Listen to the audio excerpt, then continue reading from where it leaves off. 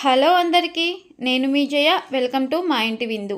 ఈరోజు మరొక simple and tasty రెసిపీతో మీ ముందుకు వచ్చానండి. చక్కెర పొంగలి. చక్కెర పొంగలి అంటే తెలియని వాళ్ళు ఎవరుంటారు చెప్పండి.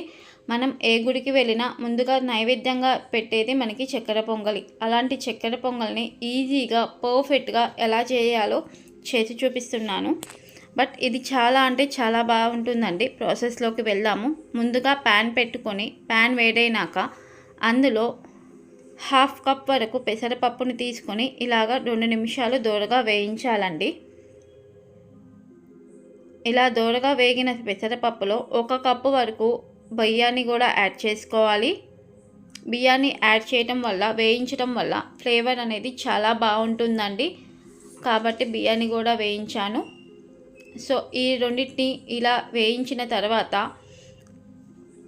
మనం ఏ గిన్నెలోకి అయితే మనం అన్నాన్ని వండాలి అనుకుంటామో ఆ గిన్నెలోకి 2 కప్పుల బాగా శుభ్రంగా కడుక్కోవాలండి. 2 సార్లు కడుక్కున్న తర్వాత మనం బియ్యాన్ని బట్టి వాటర్ క్వాంటిటీ అనేది అడ్జస్ట్ చేసుకోవాలి. నేను 1 కప్పు బియ్యము, హాఫ్ కప్ పెసరపప్పుకి 3 కప్పుల నీళ్ళు అనేది వాడుకుంటున్నానండి. ఈ 3 కప్పుల నీళ్ళు పోసిన తర్వాత అందులోనే 1 స్పూన్ వరకు నెయ్యి, అలానే చిటికెడు ఉప్పు వేసి అన్నాన్ని బాగా ఉడికించుకున్నానండి.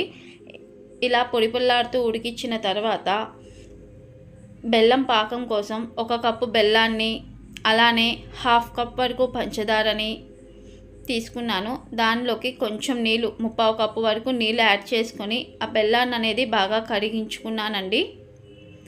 ఇలా బెల్లాన్ని కరిగించిన తర్వాత ఈ కన్సిస్టెన్సీలోకి రావాలి. మనకి తీగ పాకం అలా పాకం ఏమి అవసరం లేదండి. ఇలా చేతికి అతుక్కుంటే జిగురు అనేది ఉంటే సరిపోతుంది. ఇలా ఈ కన్సిస్టెన్సీ వచ్చిన తర్వాత మనం ముందుగా ఉడికించుకున్న అన్నంలోకి స్టెయినర్ సహాయంతో ఈ బెల్లం పాకం అనేది వాడుకోవాలండి. ఎందుకంటే నలకలు అనేది ఉండకుండా ఉండాలంటే స్టెయినర్ సహాయంతో ఆ బెల్లం పాకం అనేది దీనిలోకి ట్రాన్స్ఫర్ చేసుకోవాలి, అన్నంలోకి. ఇలా అన్నంలోకి ట్రాన్స్ఫర్ చేసుకున్న తర్వాత బాగా కలుపుతూ ఒక 5 నిమిషాల పాటు ఉండాలండి. ఇలాగా ఆ బెల్లం పాకం అనేది ఆ అన్నాన్ని బాగా పీల్చుకున్న తర్వాత ఒక చిన్న బాండీ తీసుకుని దానిలోకి 1 చిన్న కప్పు వరకు నెయ్యిని అనేది యాడ్ చేసుకోవాలండి. నెయ్యి వేడెక్కినాక ఎండు కొబ్బరి